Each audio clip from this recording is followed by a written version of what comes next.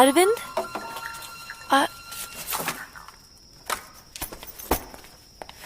அரவிந்த் அவங்க எப்போ வருவாங்கன்னு தெரியாம நான் டென்ஷன்ல இருக்கேன். ஏதாவது முக்கியமான இடத்துல தேட சொன்னா இப்படி குப்பையில போய் தேடுறியே. ஒரு மனுஷனை பத்தின நல்ல விஷயம் தெரியணும்னா அவன் படிக்கிற புக்கை பார். அதுவே அவனோட கெட்ட விஷயம் தெரியணும்னா அவன் வீட்டு குப்பை தொட்டியை பார்.